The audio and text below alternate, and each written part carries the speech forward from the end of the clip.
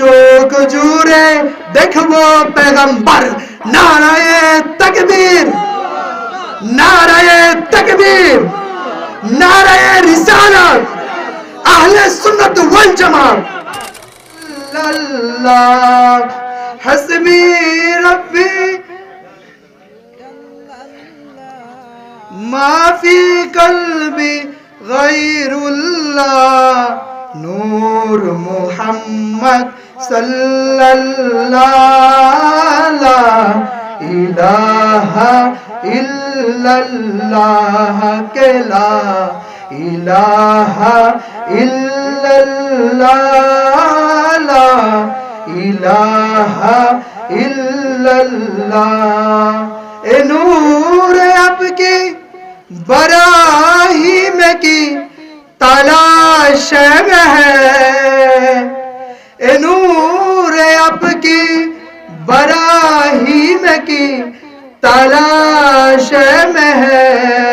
ला इलाहा इल्लल्लाह, ला इलाहा इल्लल्लाह, ला इलाहा ইল্লাল্লাহ, লা ইলাহা ইল্লাল্লাহ সাল্লাল্লাহু আলাইহি ওয়াসাল্লাম। সম্মানিত উপস্থিতি আইজাম, আমরা আজকে এমন এক মাহফিলে বসলাম যে মাহফিলে রাসূল সাল্লাল্লাহু আলাইহি ওয়াসাল্লামের শান ও মর্যাদা নিয়ে আলোচনা হবে। আল্লাহ রাসূল বলেন যে যেখানে কোরআনের আলোচনা হয়, আমার নবীর শান আলোচনা হয়, সেটা আর কোনো বাগান নয়, সেটা জান্নাতের বাগান হয়ে যায়। ঠিক না? আজকে আমরা জান্নাতের বাগানে বসতে পেরে খুশি না বেজার? খুশি না বেজার? খুশি হলে একটা জবানও বন্ধ রাখবেন না। একটা হাদিসের ভিতর আসছে যে আমরা একবার যদি সুবহানাল্লাহ আলহামদুলিল্লাহ বলি, ওই আমাদের গলার আওয়াজ যত উপরে যায়, যত উপরে যায়, জান্নাতের ভিতরে তত বড় একটি গাছ রোপণ হয়ে যায়। সুবহানাল্লাহ কি বলবেন না? সুবহানাল্লাহ কি বলবেন না? মাশাআল্লাহ। আওয়াজ থাকবে তো? আমাদের কোনো পাওয়ার নাই, একটা পাওয়ার, সেটা হলো ঈমানি পাওয়ার। একটা পাওয়ার, সেটা হলো রিসালাতের পাওয়ার। যতদিন পর্যন্ত রিসালাতের পাওয়ার থাকবে, আল্লাহর শানের পাওয়ার থাকবে, কাউকে দেখার সময় নাই। নারায়ে তাকবীর, আল্লাহু আকবার, নারায়ে রিসালাত, নারায়ে রিসালাত। ইনশাআল্লাহ এতটুকু বলতে পারবেন তো? পড়তে পারবেন তো ইনশাআল্লাহ? बातिल ने जब जब फैले के तेवर आया है तब तब मेरे जुबा पर दुश्मनरा जो তুই দুশমনি করলো ততবার আমার মুখে আসলো নারায়ে তাকবীর, নারায়ে তাকবীর, নারায়ে রিসালাত। দেখা দাও ওগো ওগো নবীজি, তোমারি দিদারের আশাই মোর আজি, দু চোখ জুড়ে দেখবো পেগম্বর। নারায়ে তাকবীর, নারায়ে তাকবীর, নারায়ে রিসালাত, আহলে সুন্নাত ওয়াল জামাত। মাশাআল্লাহ। এতক্ষণ এই আওয়াজ কইছিল, দিতে পারবেন না ইনশাআল্লাহ। দেখেন, আমি আপনি কোন নবীর উম্মত? একটু বলবো কোন নবীর উম্মত? আমি আপনি। যে নবী দুনিয়ায় আসে নাই। মা আমেনা বর্ণনা করেন, আমার নবী, আমার বেটা মুহাম্মদ যখন আমার পেটে যখন আমার বেটা মুহাম্মদ, তখন আমি যখন রাস্তা দিয়ে হাঁটতাম, রৌদ্রতাপ আমার গায়ে লাগতে দিত না। রৌদ্রতাপ আমার গায়ে লাগতে দিত না। আমার উপরে আকাশের মেঘ ছাদ হয়ে যাইতো। সুবহানাল্লাহ। তো ওই নবীর উম্মত আমি আপনি। আম্মা জান আমেনা বলেন, একদিন আল্লাহ রাসূলের দাদা আব্দুল মুত্তালিব, বাবা তো মারা গেছেন যখন পেটের ভিতর 6 মাস, তখন আব্দুল মুত্তালিব একদিন ডাক দিয়ে তার বিবিকে ডাক দিয়ে বলেন, ও বিবি, আব্দুল্লাহর ওয়াইফ আব্দুল্লাহর স্ত্রীকে একটু বলো না, তার শরীর থেকে এত সুঘ্রাণ কোথায় থেকে আসে, কোথায় থেকে এত সুঘ্রাণ পেল, কোথায় থেকে সুঘ্রাণ আসে? তখন আব্দুল মুত্তালিবের বিবি বলে, আমারও তো লজ্জা করে, আমি বলতে পারি না। আরো কিছু আলামত তার ভিতরে আছে। মক্কা নগরীর ওই সময় তো জাহেলিয়াতের যুগ, ওই সময় বিধবা মহিলাদের কোনো দামই ছিল না। ওই অবস্থায় এত সুঘ্রাণ কোথায় থেকে আসে? যখন এই প্রসঙ্গ আসলো, আমেনাকে ডাক দিয়ে বলে, আমেনা, আম্মা জান একটু এদিকে আসেন না। আসার পরে আমেনাকে ডাক দিয়ে জিজ্ঞেস করতেছেন, ও আমেনা, একটু বলো না তোমার শরীর থেকে এত সুঘ্রাণ কোথায় থেকে আসে?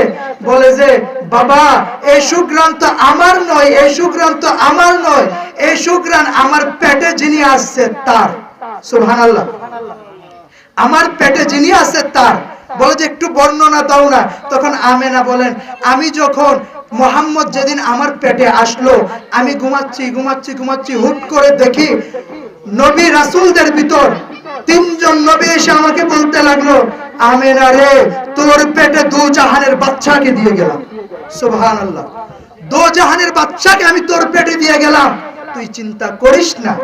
আমেনা বলে, বাবা শুধু তাই নয়, শরীর থেকে সুঘ্রাণ আসে না বাবা, আমি যেখানে থুতু ফেলাই সেইখান থেকে সুঘ্রাণ আসে। সুবহানাল্লাহু ওয়া বিহামদি। আর তারপরে আমেনা বলেন, শুধু তাই নয় বাবা, তাই নয়, আমি যখন রাস্তা দিয়ে হাঁটি, পায়ের নিচের বালিগুলা গরম থেকে ঠান্ডা হয়ে যায়, আমার মাথার উপরে মেঘমালা দ্বারা ছায়া দেওয়া হয়। আমি যখন মক্কার কূপ থেকে পানি নিতে যাই, তখন মক্কার কূপগুলা বলে, আমেনা রে, তোর পানি নিতে হবে না, আমাকে ডাক দিতি, আমি তোর জন্য চলে যাইতাম। আল্লাহু আকবার, আল্লাহু আকবার। এমন একজন নবীর উম্মত আমরা। আমাদের কাছে তো ইসলামের মূল্য নাই, আমাদের কাছে তো সুন্নতের মূল্য নাই। আমাদের কাছে যদি সাহাবায়ে কেরামের মতো রক্ত দিয়ে ইসলামটা পাওয়া লাগতো, আমাদের কাছে যদি নিজের ঘর ত্যাগ করে, মা বাবা ত্যাগ করে ইসলাম পাওয়া লাগতো, ঠিকই আমি আপনার ভিতর ইসলামের মূল্য থাকতো। আজকে আমরা কই ইসলামের মূল্য? আজকের একটা দিন 14 ফেব্রুয়ারি, আজকে আমার পশ্চিমা সংস্কৃতি থেকে নিয়ে আমার কত মা বোনেরা বাংলার ইজ্জত লুণ্ঠন হবে, হিসাব নাই, বেহিসাব। কেন? কারণ আমাদের ভিতর ইসলামের মূল্য নাই। আমরা তো এমনও শুনি, চায়ের দোকানে চা তৈরি করে আর বলে, ইসলাম কি শুধু হুজুরাই বুঝে নাকি আমরাও বুঝি? হুজুররাও জানে নাকি আমরাও জানি? অটো চালাই, হুজুররা ইসলাম জানে না, আমরাও ইসলাম জানি। আমি ওদেরকে বলতে চাই, তুমি জানতে জানতে জানোয়ার হয়ে গেছো, কিন্তু মানতে পারো না। আমরা সবাই জানি জাহান্নামে আগুন আছে, আমরা সবাই জানি জান্নাতে এমুক আছে, জাহান্নামে এমুক আছে, আমরা মানতে রাজি না। যদি মানতে রাজি হইতাম, তাহলে আমার ভাইকে 100 টাকার জন্য আমি মারতে পারতাম না। আমার ভাইকে একটু জায়গার জন্য আপন ভাইকে গলায় ছুরি দিয়ে জবাই করতে পারতাম না। এটা আমার এলাকার কথা, এখানে নয়, আমি যেখানে থাকি শহরে, ওই এলাকার কথা। আপন ভাই, রক্তের ভাই, ছোট ভাইকে একটা বিল্ডিং দেওয়া লাগবে, এজন্য গলায় পাড়া দিয়ে জবাই করে দিছে। আস্তাগফিরুল্লাহ। কোন জাহেলিয়াতের জমানায় আমরা চলে আসলাম। মুআজ্জাজ মুকাররম আলোচনা ওইদিকে নিব না। আমি একটি কোরআনে কারীমের আয়াত তেলাওয়াত করেছি, ইন্না আতাইনাকাল কাউসার। এই আয়াতের ব্যাখ্যায় সবাই বলে, ইন্না আতাইনাকাল কাউসার মানে হলো আল্লাহ রাসূল সাল্লাল্লাহু আলাইহি সাল্লামকে হাউজে কাউসারের পানি দান করেছেন। সুবহানাল্লাহ। জান্নাতে যে শরাবের কথা বলা হয়েছে। কিন্তু ব্যতিক্রম একটা ব্যাখ্যা ইমাম মুজাহিদ রাহমাতুল্লাহি আলাইহি বলেন, যার ব্যাপারে হযরতে আবু বকর সিদ্দিক দোয়া করেছেন যে, ইয়া আল্লাহ, ইমাম মুজাহিদকে তুমি যুগের শ্রেষ্ঠ মুহাদ্দিস বানাও, যুগের শ্রেষ্ঠ তাফসীর বিশারদ বানাও। উনি কি বললেন? চলেন না একটু ওইটা শুনি। আলহামদুলিল্লাহ, যদি আমরা শুনি ওইটা, কসম আল্লাহর, যতবার নামাজ পড়বো এই সূরাটা পড়বো, সূরা কাউসার একবার হলেও পড়বো। তো সূরা কাউসারের ওই ব্যাখ্যায় বলেন যে, যদি তুমি কাউসার বুঝতে চাও, 4টি জিনিস বুঝতে হবে। 1 নম্বরে কলিল, 2 নম্বরে কাসির, 2 নম্বরে আকসার, 4 নম্বরে কাউসার। সুবহানাল্লাহ। তো কলিল কি? কলিল হলো এই এলাকায়, সিম্পল একটা উদাহরণ দিচ্ছি, কলিলের মাপটা কতটুকু। এই এলাকায় কয়জন মানুষ আছে আমরা বলতে পারি? আমাদের গণনার বাইরে, যদিও বা ভোটের সময় ধরে যারা ভোটার তাদেরকে, তার বাহিরে নয়। কয়জন মানুষ আছে বলতে পারবো না? হুজুর আমার ওই ইলম নাই। এই এলাকায় কয়টা পশু আছে, কয়টা পাখি আছে আমি বলতে পারবো? বলবেন যে না হুজুর ওই ইলমও তো আমার থেকে নাই। এই কিশোরগঞ্জ জেলার ভিতর কয়টা মানুষ আছে কেউ বলতে পারবে না। কয়টা পশু আছে কেউ বলতে পারবে না। কয়টা পিপিলিকা আছে কেউ বলতে পারবে না। এখন বলেন হুজুর কলিলের কি ইলম কি এতটুকু? আমি বলবো যে না না, শুধু ততটুকু নয়, এশিয়া মহাদেশ নয়, গোটা ওয়ার্ল্ড এবং আল্লাহ তাআলার যে ৮০,০০০ আলম রয়েছে, একেবারে সম্পূর্ণ কিছু, এক আসমান থেকে ৭ আসমান ৭ জমিন, এক আসমান থেকে আরেক আসমানের গ্যাপ ৫০০ কিলোমিটার, ৫০০ মাইল রাস্তা, ৭০০ মাইল রাস্তা, গ্যাপ ৫০০ মাইল। এখন এরকম করে এক আসমান থেকে দুই আসমান কতটুকু? আল্লাহ রাসূল বলেন আমার সাহারা মরুভূমির ভিতরে যদি একটা আংটি ফালানো হয়, সাহারা মরুভূমির জন্য আংটিটা যত ছোট, আমি আল্লাহর দ্বিতীয় আসমানের তুলনায় প্রথম আসমান তত ছোট। সুবহানাল্লাহ বলবেন না? সুবহানাল্লাহ, এত বড়। তো কলিলের ইলম শুধু তত নয়। এখন আবার যখন জিজ্ঞেস করলো হুজুর ওই যে ইয়া রাসূলুল্লাহ এটা কি শুধু ২৪ ঘন্টা আমাদের দুনিয়ার যে ২৪ ঘন্টার দিন? বলে যে না না, হাসরের ময়দানের ৫০,০০০ বছরে দুনিয়ার ৫০,০০০ বছরে হাসরের একদিন। এখন হিসাব করেন, মিলিয়ন, ট্রিলিয়ন, বিলিয়ন পার হয়ে যাবে, কিন্তু পরিমাপক করা যায় না। আমার আল্লাহ তাআলা বলেন ইয়া রাসূলুল্লাহ আপনাকে আমি ওই কলিল দান করেছি। বান্দা তুমি কলিল জানো না, আকসার কোথা থেকে জানবা? আকসার জানো না, কাসির কোথা থেকে জানবা? কাসির জানো না, তুমি কাউসার কোথা থেকে জানবা? ঠিক কি না? আল্লাহ তাআলা বলেন ততটুকু ইলম আমি আমার রাসূলকে দান করেছি। সুবহানাল্লাহ বলবেন না? ইয়া রাসূলুল্লাহ আপনার জন্য এই মাহফিলের যতগুলা মানুষ বসা, ইয়া রাসূলুল্লাহ জন্ম হয়েছে তো আপনার জন্যই, মৃত্যু হবে তো আপনার জন্য, পয়দাটাও আপনার জন্য, মরাটাও আপনার জন্য। রাসূল আপনিই তো বলেছেন যে ব্যক্তি আমার হয়ে যাবে, যে ব্যক্তি আমার হয়ে যাবে, আমি রাসূল তোর নিদানে যেমন থাকবো, কাল হাসরে শাফায়াতেও থাকবো। সুবহানাল্লাহ, নিদানেও থাকবো, শাফায়াতেও থাকবো। এখন একদল বলে, আমরা খুব শুনি আল্লাহর রাসূল নিজের গুনাহ নিয়েই বলে চিন্তিত থাকবে, শাফায়াত করবে না, বলে না? আছে বাংলাদেশে এমন আলেম উলামা, ওইটা আমার বিষয় না, আমি ছোট মানুষ, ওইরকম ইলম নাই, বলি না এগুলা। তাও কিছু কথা না বললে আমার যুবক ভাইদেরকে মোটিভেট কিছু আলেম আছে, ইংলিশ জানলে আলেম নয়। আলেম জানতে হলে তাফসীর জানতে হবে, আলেম হতে হলে কোরআনের হাদিসের আলোচনা জানতে হবে, কোরআন হাদিস বুঝতে হবে। বাংলা পড়ুয়া আলেম এই সমাজে আছে কি নাই? শুধু শুধু ফতোয়া মারবে, শবে বরাতের হালুয়া রুটি হারাম, বেদাত বেদাত বেদাত। আরে ভাই, শবে বরাতের হালুয়া রুটি তো আমরাও বলি না শবে বরাতের অংশ। সোনা যেমন রোজার ভিতর যাই কিছু খান, ইফতারের সময় সোনা না হলে ভালো লাগে? ভালো লাগেনি? কারো থেকে ভালো লাগে না। বিরিয়ানি খাইলেও মনে চাই একটু সোনাটা না খাইলে কেমন। একই ভাবে শব বরাতের অংশ তো হালুয়া রুটি নয়, এটা তো একটা ট্র্যাডিশন। এই ছোট্ট একটা জিনিস আপনি বুঝলেন না, আপনি বেদাত বেদাত বেদাত বলে চিল্লাইলেন। আস্তাগফিরুল্লাহ। আল্লাহ তাআলা এরকম জাহেলে মুরাক্কাব থেকে আমাদেরকে হেফাজত করুন। সবাই বলে আমিন। মোটিভেশনাল হওয়া যাবে, মোটিভেশনাল হওয়া যাবে। আমরা যেমন আগে কি মিলাদ করতাম, কিয়াম করতাম, রাসূলকে সালাম দিতাম, এখনো দিব। কোন সন্দেহ আছে? একেবারে সবাই দিব সালাম, একটা রকম বাদ দিব না। কেন সালাম দিব না? যার কারণে আমি আসলাম, যার কারণে কুল কায়নাত হলো, যার কারণে তোমার মতো 2 টাকার মোল্লা হইলো, সেই নবীকে তুমি সালাম দেওয়ার সময় তোমার কৃপণতা এত থাকবে কেন? সালামের সময় তোমার এত কৃপণতা কোথায় থেকে আসে? বুঝতে হবে। আল্লাহ রাসূল সাল্লাল্লাহু আলাইহি ওয়াসাল্লামের জামানায় কিছু দুইটা সাহাবী ছিল, একজনের নাম সাআদ আর একজনের নাম মাআদ। এই দুইজন সাহাবী আল্লাহ রাসূলের জন্য নিজের হাত হারাইছে। কত বছর বয়স? 12 কিংবা 13 এরকম বয়সের দুইটা ছেলে। বদরের যুদ্ধ হচ্ছে, বদরের যুদ্ধ হচ্ছে, ওরা 10,000 সৈনিক কাফেররা, মুসলমানরা 313 জন। কয়জন? 313 জন। এটা ইমানি মুসাকারা। এখানে আমি কারো ছেলে, কারো নাতি, কারো ভাই, কারো সন্তান, ঠিক না? এলাকার সন্তান, এখানে বেশি কথা বলতে চাইলে সমস্যা, ঠিক না? এটা একটা ইমানি মুসাকারা। আমি বলবো, আপনারা বলবেন। আপনাদের আওয়াজ যতক্ষণ আমার আওয়াজ ততক্ষণ, আওয়াজ বন্ধ আমি আস্তাগফিরুল্লাহ বলে একেবারে চলে যাব, ঠিক না?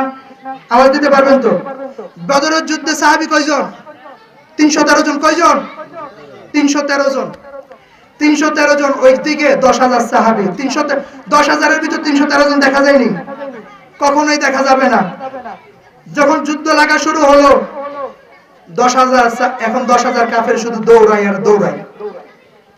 জিজ্ঞেস করতেছে, কিরে তোরা দৌড়াস কেন? বলে যে বলতে পারতেছে না। কারো হাত চলে গেছে, যুদ্ধ করতেছে, কল্লা চলে গেছে, যুদ্ধ করতেছে, পা চলে গেছে, যুদ্ধ চলতেছে। এ মুসলমানকে হারাই কেমনে? এ মুসলমানকে আমরা হারাবো কেমনে? আমরা তো ওই সিংহের জাতি। মুসলমান সিংহের জাতি না বিড়ালের জাতি? মুসলমান কখনো বিড়ালের জাতি নয়, সিংহের জাতি। যখনই দেওয়ালে পিঠ টেকে যায়, মুসলমান নারে তাকবীরের স্লোগান দিলে বাতিল এমনি মসনদ থেকে পালায়ন করে, এটা বলতে হয় না। তো ওই যুদ্ধে মাআদ এবং সাআদ দুইজন সাহাবী, রাসূলের ছোট ছোট সাহাবী, তারা বলতেছেন যে আমাকে আবু জাহিল, এখন আরেকটা নাম, তার নাম হলো আবুল হাকিম। তার নাম কি? আবুল হাকিম। নামটা অনেক অপরিচিত। হুজুর আবুল হাকিম এটা আবার কেডা? আবুল হাকিম হলো, তার পরিচিত নাম হলো আবু জাহেল। আবুল হাকিম মানে জ্ঞানীর বাবা, আবু জাহেল মানে মূর্খর বাবা। সে নিজের বলতো আমি বহুত কিছু, আমি বহু জ্ঞানওয়ালা, বহু এলেমওয়ালা, বহু সেই সমাজে এমন কিছু মানুষ আছে না। আমার রাসূলের সবথেকে বড় দুশমন হয়েছিল। তো আমার রাসূল একদিন বলে, ধরো বেটা, তুই কিসের আবুল হাকিম আছিস? তুই তো আবু জাহেল, তুই মূর্খর বাবা। তো আমার রাসূল যারা যে নাম দিত ওই নাম লেগে যাইতো। একদিন এক সাহাবী জামার তলে করে একটা বিড়াল ছানা নিয়ে গেছে। আল্লাহ রাসূল সাল্লাল্লাহু আলাইহি ওয়াসাল্লাম বলছেন, ইয়া আবা হুরায়রা, হে বিড়াল ছানার বাবা। ওই সাহাবী নিজের নাম রেখে দিয়েছে আবু হুরায়রা রাদিয়াল্লাহু তাআলা আনহু। তো যেটা ওইটা আমার মাকসাদ না, আমার মাকসাদ যেটা সেটা বলি। আবুল হাকিম মানে আবু জাহেল। এই আবু জাহেলরে মারার জন্য দুইটা ছোট ছোট সাহাবী, প্রথমে বড় ভাই, ছোট ভাই পিছে, বড় ভাই সামনে, যুদ্ধ করতেছে। যুদ্ধের মাঝখানে চলতেছে, তলোয়ারের আঘাত কি আঘাত, আঘাত কি আঘাত, আঘাত কি আঘাত। এক হাত পড়ে গেছে, আরেক হাতে তলোয়ার। এই তলোয়ার নিয়ে চলতেছে, আবার আরেক হাতে কূপ দিছে, পড়ে গেছে। এখানে যে রগগুলো আছে, রগগুলো ঝুলে রয়েছে, হাতটা ঝুলে আছে। তখন বলতেছে, ভাই বেশি কষ্ট হচ্ছে, কি করব? বলে যে তুই পাড়া দিয়ে ধর, আমি একটা কোপ দে, হাতটা ফালাই দে। হাত দোনোটা শেষ।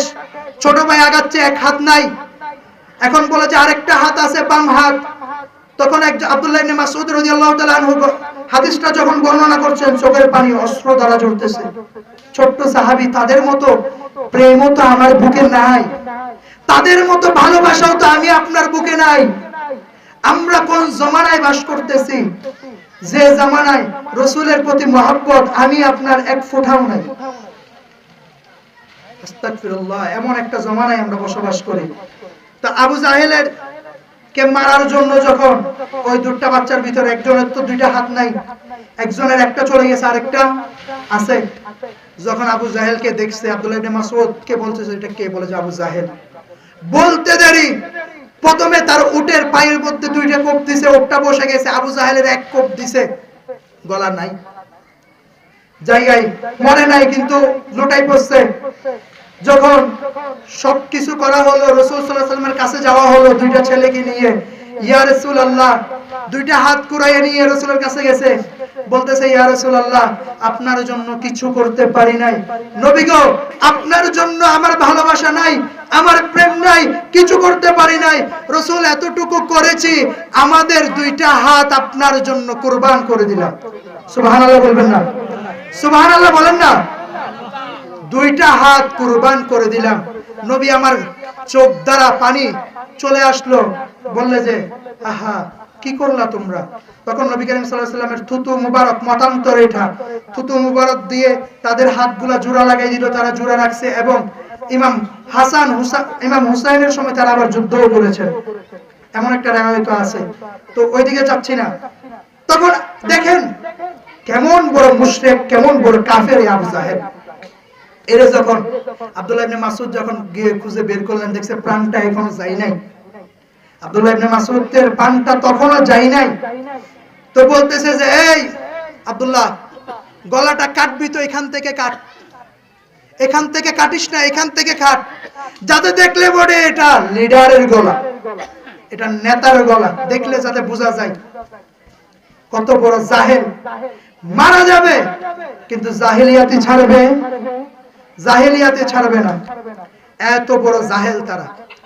তো রাসূলের ভালোবাসা কি আমাদের দরকার আছে কি নাই? রাসূলের ভালোবাসা দরকার আছে কি নাই? কতটুকু দরকার? হুজুর রাসূলের জন্য যাব, লাঠি দেখলে আমি নাই, ওই ভালোবাসা, ওই ভালোবাসা। যদিও বা এখন জিহাদের সময় নাই, এতটুকু তো করতে পারি, বাংলার জমিনে কোন নাস্তিক মুরতাদ যদি আমার রাসূলের বিরুদ্ধে কথা বলে, কোন নাস্তিক মুরতাদ যদি আমার রাসূলের শান ও মান নিয়ে কথা বলে, নিজের গলার আওয়াজটা তো দিতে পারবো। কোন হাঙ্গাম, কোন লাঠির আঘাত আমরা ভয় পাই? আমরা কার সৈনিক? কার সৈনিক? কার সৈনিক? রাসূলের সৈনিক কি মুখ দিয়ে আসে না? বাবারা আমার কথাটা বুঝতেছেন? হয়তো বা আপনাদের ভাষা আমি একটু কম বলতে পারি, চট্টগ্রাম থাকি তো, দীর্ঘদিন ধরে চট্টগ্রাম থাকা। আমার বাবা ছোট থেকে বড় হওয়া এখানে, এই মাটিতে আসলে বাবার গ্রাম পাওয়া যায়। আজকের মাহফিলে আমি সব থেকে বড় বিষয় যে আজকের মাহফিলে আসার পরে দুইটা মানুষকে আমি খুব মিস করতেছি। যতবারই আসতাম, যতবারই দেখা হইতো, এই দুইটা মানুষ অনেক আপ্যায়ন করতো, অনেক মহব্বত করতো। একটা হলো আজকে যার বাড়ির মাহফিল, রহম আলী সাহেব দামাত, রহম আলী সাহেব মরহুম, রহম আলী এবং মরহুমা তার ওয়াইফ। এই দুইজন মানুষ আমার বড় দাদা, আমার বড় দাদি। যখন আসতাম কি মহব্বত, কি ভালোবাসা দেখাইতো। আজকে দুইটা মানুষ নাই। 10 তারিখ থেকে যখন আসছি বাড়িতে অনেক মিস করতেছি যে তারা দুইজন থাকলে হয়তো ডাক দিত, এখানেই তো, এখানেই তো আমরা যাইতাম, কথা বলতাম, কি একটা আরাম লাগতো, কি একটা মহব্বত, শান্তি পাইতাম। ওই মানুষগুলা নাই। যাক ওইটা না, আমরা রাসূলের শান ও মানে কেউ কটূক্তি করলে কি বসে থাকবো? যেই হোক, যে কোন লিডার হোক, দেখার সময় নাই। আমার বাবাকে তুমি গালি দাও, সমস্যা নাই। আমার দাদাকে গালি দাও, সমস্যা নাই। আমার মাকে গালি দাও, সমস্যা নাই। আমাকে গালি দাও, আমি মাফ করে দিব। রাসূলের শানে তুমি এক ফুটা কটূক্তি করবা, মান সাব্বা নাবিয়ান ফাকাতুল ওয়াজিবান, তাকে মারা আমার জন্য ওয়াজিব হয়ে যায়।